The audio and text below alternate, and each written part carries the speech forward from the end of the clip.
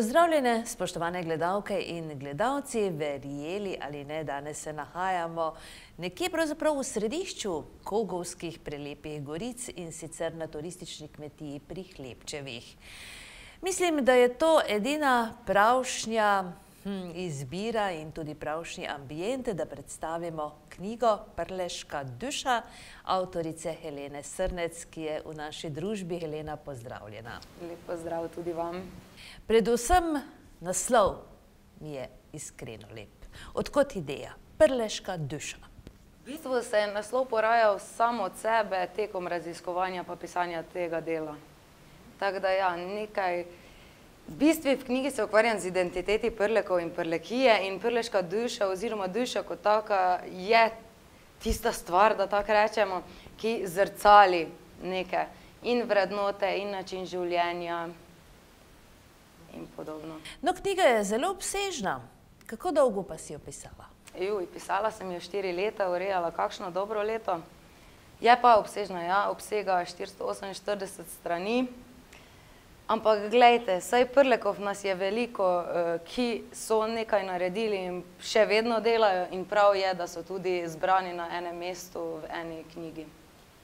Danes smo se sestali tukaj na Hlebčevi domačiji ob Šardoneju, kar je seveda tudi potrebno povedati, iz Hlebčevih vinogradov, da bi predstavili to knjigo. Kakšna je vsebina?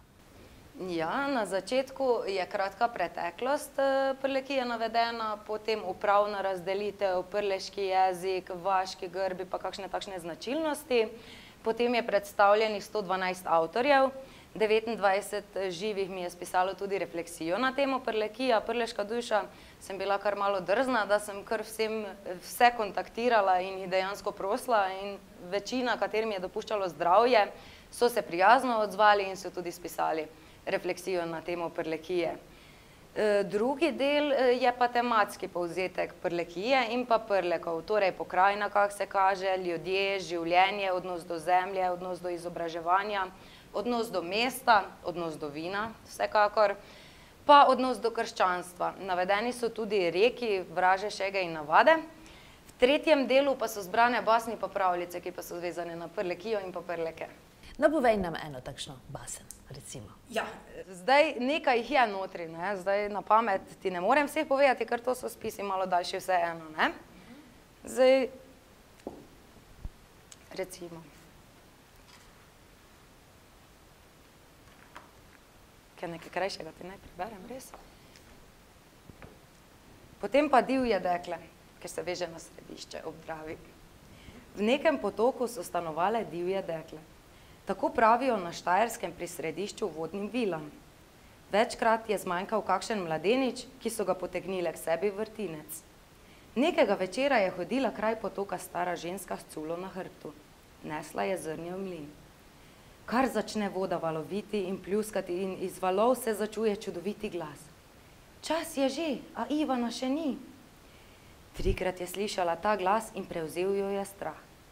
Tedaj prijaše k potoku njen sin na svojem belem konju in ga spodbuja, da bi skočil čez vodo. Mati vsa preplašena zbeži k njemu in mu reče: Ne, ne hodi čez vodo, dragi Ivan. 3-krat sem slišala, kako so te klicali iz vode. Zdi se mi, da te hočejo divje žene utopiti. Nato pa pravi sin, da vsekakor mora čez vodo k mlinarju. Kaj bi zdaj, draga mati? Mati, ki je razumela marsikatero stvar na svetu, mu nazadnje pravi: Pa le pojdi, če že moraš iti. Toda poženi konja ritenski čez vodo. Tako boš prevaril vile, ker bodo mislile, da si že čez vodo. Deček je tako storil. Konja požene ritenski čez potok, sredi vrtinca se mu nadene vila na nogo zlato verigo, a Ivan je bil že čez vodo in je še verigo potegnil za seboj. Tedaj zasliši glas iz globin. Če mi ne vrneš verige, bomo naredile, da bo voda tekla za teboj. Vrže verigo nazaj v vodo in divje dekle mu zakličejo v slovo. Blagor tebi, deček, dolgo boš živel in vile ti bodo dale mnogo bogastva. No, ta basen in še kar nekaj torej je zbranih v tej tvoji knjigi Prleška duša. In kako se ti pravzaprav počutiš, kako se opredeljuješ? Si ti Prleška duša? Ja, sem prleška duša, ker že od rojstva v bistvu živim v Prlekiji in pa sodeč po raziskovanju, ki sem ga opravila, imam tudi te prleške lastnosti. No, predstavi se, kdo je pravzaprav Helena Srnec? Helena Srnec je predvsem kulturna delavka. In to je vse. Mislim, da je to kar širok pojem, s katerim zaobjamem marsikaj. In ja, vztrajala bi pri tem, da sem res kulturna delavka. Doma si v Središču ob Dravi, rojena si najbrž na Ptuju, kot mi vsi. Tako je. Kako pa je potem šla tvoja pot življenjska do danes? Po osnovni šoli v Središču sem obiskovala gimnazijo Ormož, sem druga generacija gimnazije Ormož. Tam sem spisala tudi svojo prvo pesniško zbirko, pesniški prvenec z naslovom Sanatana pod mentorstvom zdajšnje ravnateljice Blanke Erhartič, ki je še zmerom na nek način moja mentorica. Nato sem se vpisala na filozofsko fakulteto, smer primerjalna književnost in literarna teorija v Ljubljani. Tekom faksa oziroma študiranja sem spisala svoj prvi roman, to je bil lirični roman z naslovom Pol litra viskija za pogum. Nato pa sem začela pisati diplomsko nalogo. Vedela sem, da bo nekaj v zvezi s Prlekijo, nisem točno vedela še kaj. Tako je nastala diplomska naloga z naslovom Podoba Prlekije v slovenski prozi, ki pa je predvsem vezana na Ingoliča, Potrča pa Krefta. Ker pa me je to rahlo razhudilo, ker vseeno socialni realisti pokažejo socialno realnost in podobno, pa sem rekla, da je Prlekija še marsikaj več, da ni samo to golo prikazovanje tiste težke resničnosti, ki so jo pač opisovali omenjeni že avtorji, pač pa da resna Prlekija nosi še v sebi dosti več. In začelo se je raziskovanje od začetka. Začela sem pri Antonu Vramcu, Ormožancu, recimo, ki je rojen tudi na našem področju, pa tudi še nima zadosti hvale, da tako rečem, svojega domačega območja, pač pa so se ga povzeli oziroma ga povzemajo in ga imajo za začetnika kajkavske književnosti Hrvatje. Zdaj so pa ugotovili, da je rojen blizu Ormoža, potem pa lepo naprej. In tako je naenkrat nastalo 112 avtorjev, ampak nikoli nisem trdila, da so to vsi Prleki, da to razjasnim, pač pa sem se trudila, da imajo ljudje recimo izdane vsaj 2, 3 kakšna književna dela oziroma če imajo eno književno, da je dokaj tehtno za kulturno dediščino Prlekije in podobno. Tako da ob morebitnih ponatisih pa bomo seveda še vse, kaj se zdaj zve oziroma sem zvedla še za kakšne ljudi, ki ustvarjajo, bom jih seveda vključila. No, pravzaprav je torej tvoja knjiga Prleške duše nek način leksikon. Ja, to pa mi je en avtor tako posrečeno dejal, ker vsi avtorji so tudi bili seznanjeni in vsebino in podobnim, je rekel, joj Helena, pa kako dolgo ti to pišeš, pa to bo kot britanska enciklopedija, Sem rekla, ja, glej, saj Prleki si zaslužimo tudi svojo enciklopedijo oziroma leksikon na nek način, tako da ja. No in kaj te je recimo, ko si izbirala vse te podatke, kaj te je najbolj prevzelo, kaj te je najbolj inspiriralo, Ja, prevzelo me je kar nekaj avtorjev, katerim se bom tudi v prihodnosti posvetila, Tudi imam namen zapisati biografijo Martina Kojca, potem pa še kar nekaj takšnih zanimivih in res še neobdelanih avtorjev, ki si pa tudi zaslužijo na nek način eno zbirko oziroma kakšno, da so malo bolj izpostavljeni in pa da se seveda domačini predvsem z njimi seznanijo.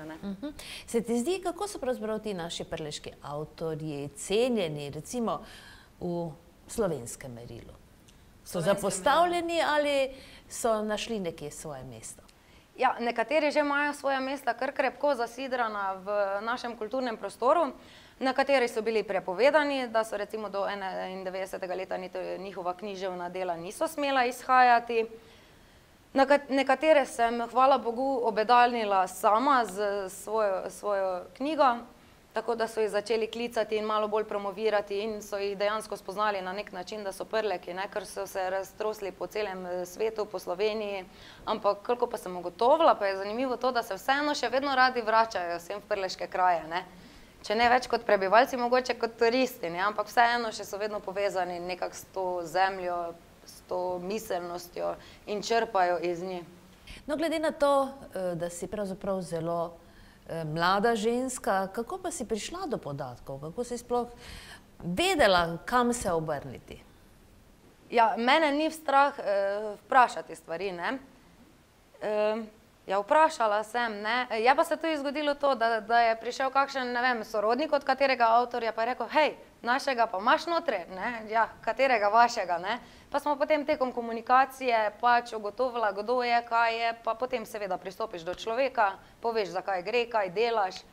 Pa zgleda, da se je vsem zdela v redu stvar, da so se tako prijazno odzvali. Na kakšen način pa so se odzivali, recimo? Kaj so ti napisali, kaj so sporočili, kako je pravzaprav to vse skupaj izgledalo? Ja, zdaj te prleške refleksije, na to ciljaš verjetno, ne, je najboljše, da jih vsaki prebere v knjigi, ker zdaj vsaki čist drugače vidi prlehijo, mislim čist drugače. So neke stične točke, ne, ampak ljudje so pač šli s trebuhom za kruhom, ne, in včasih tudi prlehija ostane neka nostalgija, neka simbolika, nekaj pozitivnega in so odrinjene, recimo tiste težje življenjske stvari, s katerimi pa so se dejansko tudi sami spopadali, ne. Pač narediš kakšno selekcijo oziroma se z različnimi razlogi vračaš nazaj ali kaj podobnega. Si dobila občutek, da je morda kdo jezen, da je zapostavljen bil toliko let? Jezen zaradi tega, da bi bil zapostavljen, ja to zdaj jaz... V svojem ustvarjalnem smislu, seveda. Ne toliko jezen kot razočaran, ne.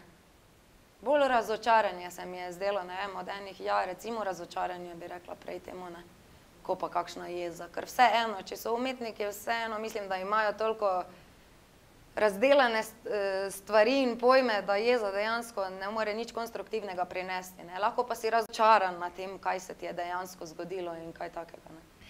No in kateri od teh avtorjev je recimo tebe najbolj prevzel?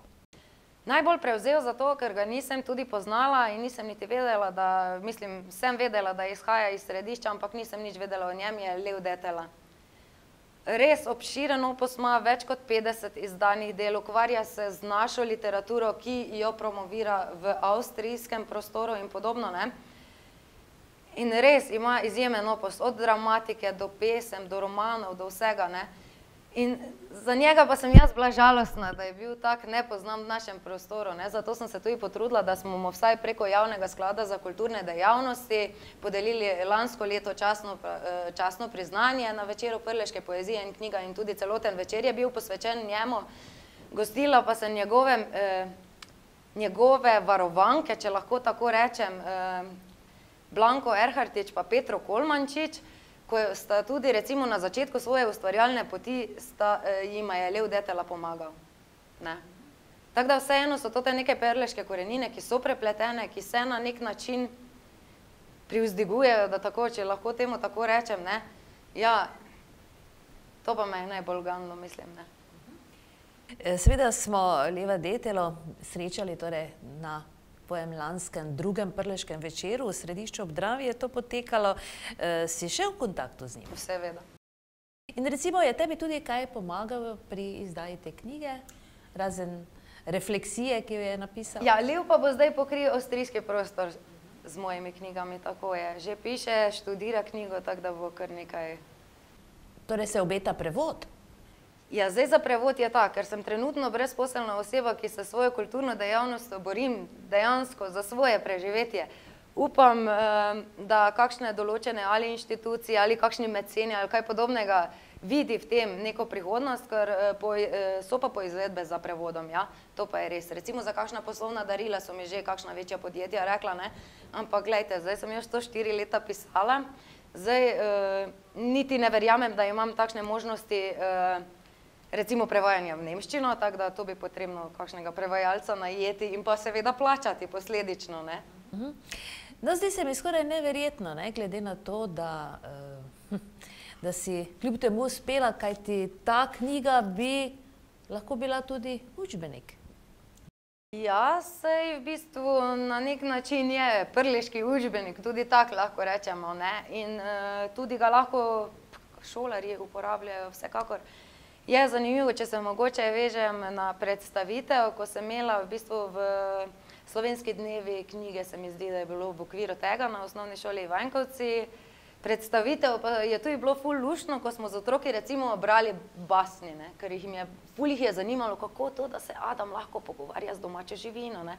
Pa smo potem prebrali, smo se malo pogovarjali In mislim, da tak način tudi lahko marsikaj približaš otrokom, ne. Še posebej književnost, ne, ko je nek temelj nekega naroda, nekega jezika, neke identitete, ne. Kje pa si pravzaprav našla vse te basni? So ti jih pripovedovali ali so...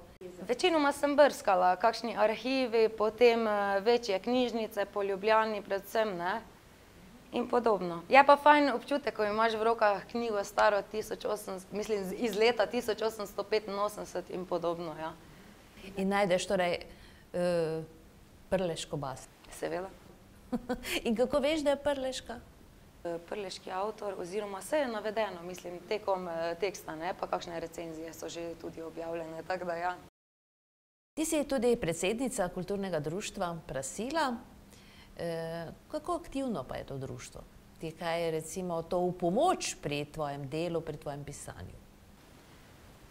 Pomoč, v bistvu je to ena oblika, kako lahko tudi potem promoviraš in pa prodajaš svoje delo, ne. Aktivni lahko rečem, da smo zelo. Zdaj smo izvedli letos, meni se zdi, da 4 ali 5 bralnih večerov, literarni večer, potem smo imeli koncert z Adijom Smolarom pa Tadejem Vesenjakom. Donatis knjige smo naredili, to je tudi ena taka pohvalna zadeva za te naše težke čase, ne, ko vsi govorijo, kako hudo je. Tako da se. Pa večer prleške knjige in vina, ne. To je za to leto res z moje strani to, ker še me čakajo pač drugi projekti, druge obveznosti, ne. No in kakšne recimo še, kakšne imaš načrte pravzaprav? Kakšne načrte? Zdaj že imam okvirno pripravljen program za KUD Prasila 2016, ker bomo tudi izvedli literarni natečaj, smo ga že tudi izvajali. Zdaj zaenkrat še naslova ne bi povedala, ne, naj bo še malo skrivnost, 2-3 mesece, potem pa tak pride literarni natečaj ven. Potem pa spet bomo imeli recimo v tednu vseživljenjskega učenja, bomo imeli branje pod lipo, pod najstarejšo lipo v Središču, na Gradišču. Seveda bo večer prleške knjige in vina 2016, torej že 4. zapored. Pa še kakšni literarni večeri, ne, to pa vedno počakam, da vidim, ker tudi se trudim, da večinoma promoviram prleške avtorje in jih pripeljem, tudi kakšne druge, seveda, gostujoče avtorje, ampak to pa pustimo, naj še bo malo skrivnosti, ne. Za nekatere vem, katere knjige bodo išle, za nekaj pa še čakam, tako da ja. Ja, kaj pa recimo sama pri sebi? Imaš kakšen načrt, še kaj pišeš, pripravljaš še kaj v to smer? Seveda, vsekakor. Biografija Martina Kojca, kot sem omenila, to se moram, zdaj že nekaj zbranega gradiva imam, šla bom tudi v njegov kabinet, ki še je nedotaknjen, tako da komaj čakam, da še to raziščem. Potem pa seveda Prleška duša, to je šele začetek, ne. Sledila bo Prlekija in glasba, torej da obdelam vse glasbene zvrsti, ker imamo tudi zelo pestre zadeve v naših koncih. Potem pa še Prlekija in slika, ne, tu pa si želim obdelati slikarje, fotografe, striparje imamo, ne, pa še marsikaj takega. Tako da dela je zadosti. Kako pa se na to tvoje delo odzivajo domačini? Domačini, zdaj to prav misliš Središčani, Srjanci ali... Recimo... Vsi Prleki. Prleki se odzivajo pozitivno, moram reči. Ja. So sploh dojeli, kaj ta knjiga pomeni za ta naš... Nekateri so že, nekateri pa še bodo. Saj za vse mora dozoreti tisti pravi čas. Torej si optimistka, Helena? Ja, vsekakor. Včasih že utopist mi pravijo. No in recimo, kako pa bi ti opisala Prleka, človeka Prleka, kakšni smo Prleki, kaj je za nas posebej značilno, skozi vsa ta tvoja raziskovanja, si nas najbrž že kar krepko dojela. Ja, zdaj Prleke sem tudi recimo predstavila na posnetku, ki ga boste videli v nadaljevanju, pa naj ostane pri tem. Prleki smo dobri kot rženi kruh in vedri kot jutranja zarja. Prlek je hudomušen, ljubeznivo navihan. Prleki smo pošteni, po značaju veseli, zadovoljni, prepevajoči, ubogljivi, delovni, marljivi, samozadovoljni, šaljivi, prijazni, gostoljubni, vztrajni in ponosni. Smo hitro dojemljivi in podjetni, ter polni humorja. Znamo pa biti zavistni in škodoželjni, šegavi, pa bojeviti, ko se gre za zemljo. Ne, zemlja pa ne, zemlja je sveta. Pri ljubezni do zemlje se kažemo kot vztrajni in ponosni. Bi mogoče še kdo kaj dodal? Tadej, gostje, gospodje, Kogovčani, kakšni smo Prleki? Vrede, to je vse. Petka! Še mogoče kdo kakšni dodatek, se strinjate s tem? Ja? Najmlajša pa najbolj pogumna. To pa je lepo. Iznajdljivi, še kakšne? Neponovljivi, super. Kaj pa mogoče kakšna negativna lastnost? Zdaj imamo ekstra širok spekter pozitivnih, ne? Trmoglave? Ja. Jezikave? Odrezave? Mogoče? Malo več še druge poslušali. Vse da si nekaj spijemo, da je so vidi, kaj bi samo sebe poslušali. Ja, nič, Helena, verjamem, da si kar dala duška s to knjigo, kot prava klena Prlečka. Kakšnega duška, zdaj ti to misliš? Ko, da si izpraznila svojo dušo, ali ne? Ne, moja duša še vre, še je polna vsega, to je šele začetek. Ja, je pa mi smešno, ko mi pravijo, da je to dejansko na nek način življenjsko delo, pa jaz pravim, kakšno življenjsko, to je šele začetek, saj sem še mlada, še nikamor ne grem. No, praviš, Prlekija in glasba, kaj bi lahko še bilo, recimo, kaj bi še se dalo raziskati? Kaj še ni? Kulinarika morda? Kulinarika nekaj delno imam jaz tudi tu, recimo notri, kaj se je izpostavljala tekom tega. Dalo bi se seveda še dosti bolj obširno to vse skupne, ker jaz sem zdaj to povzemala po literarnih delih, kako so oni navajali, kaj so oni izpostavljali in podobno, ne. Tako da kulinarika vsekakor. Ne vem, meni osebno bi še mogoče bile kakšne zgodbice, mogoče basni, še mogoče v to smer kaj bolj raziskovati. Sem se pa odločila, da če bom kdaj doktorat pisala preko kakšnih akademij, ker plačevala ne bom šolstva, ker brez veze se mi zdi, ker ne. Tako da ja, potem bom pa raziskala bolj podrobno reke, vraže, šege in navade, brez rekov verjetno vraže, šege in navade, nekaj v tem smislu, ker tu pa smo tudi zelo zanimivi in zelo pestri, še posebej zato, ker še se vraže vedno pojavljajo, ne.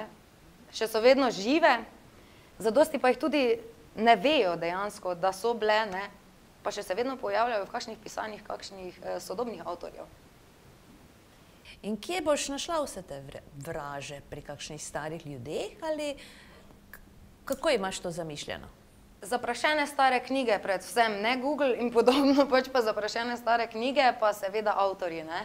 Ker to pa je res zlata vredno, ta povezanost, komunikacija, ker logično, kako si rekla, ne štejem še toliko let, da bi toliko vsega vedela, ne. Tako da oni pa me lahko ali me napotijo, imajo tudi nekateri avtorji izjemno bogate knjižne zbirke. Recimo gospod Krnjak je eden izmed takih in sem hvaležna, da sem lahko stopila v njegovo knjižnico pa si pogledala vse te knjige, ne. Ker to pa je tisto, kaj dejansko dela narod kot narod, človeka kot človeka. Sodeluješ tudi z zgodovinskim društvom, s Tonetom Luskovičem? Ja, s Tonetom Luskovičem smo tudi povezana, ja. No, recimo, kako ti pomaga, na kakšen način ti pomaga zgodovinsko društvo? Usmerja me predvsem pri kakšnih zadevah, drugače pa pogovor z gospodom Tončekom mi vedno da nekaj novega, oziroma vedno nekaj odnesem. Se zgodi, da kdo potrka na tvoja vrata in pravi, Helena, čuj, to bi lahko še? Ja, to se je zgodilo v bistvu na kakšnem prodaji knjige. Ja, zakaj pa nimaš mojega brata notri, ne? On je tudi eno knjigo napisal. Ja, povem pač, naj mi pusti podatke, da malo preverim in pogledam, ne, ker zdaj recimo, ja, pa zakaj nimaš mojega brata odvetnika iz leta, ne vem, ne, sem rekla, ja, tu so zdaj bolj vezani, recimo zgodovinarji, jezikoslovci, pisatelji, pesniki in pa v tej smeri psihologi, ne. Kdaj pa recimo, oziroma bi bilo možno kakšne pomembne že tudi na nek način spraviti skupaj v eno knjigo? Pomembne Prleke, ne vem, so bili podjetniki, so bili, ne vem kaj, v svojem času pomembni ljudje. Ja, seveda, da se lahko dajo v knjigo. Sicer so recimo ti posamezniki po moje že obdelani v kronikah krajev. Ne, na kratko so recimo predstavljeni. Zdaj, meni kot osebno veselje oziroma interes ne vem, večji interes mi kažejo kakšni umetniki, ne vem, verjetno zaradi tudi malo moje poklicne orientacije in podobno, rajši se usmerjam k takšnim zadevam, ne. Naj drugi tudi nekaj naredijo, ne vem, naj drugi obdelajo politike, pa ne vem, gospodarstvenike, odvetnike, ne, in podobno, ne.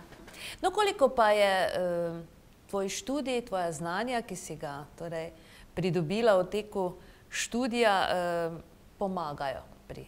Ja, vsekakor ti pomaga, ker dejansko na komparativistiki dobiš neko širino, ne. Tam se izredno dosti bere, zato sem tudi šla dejansko študirati, da čim več preberem na nek način, ne.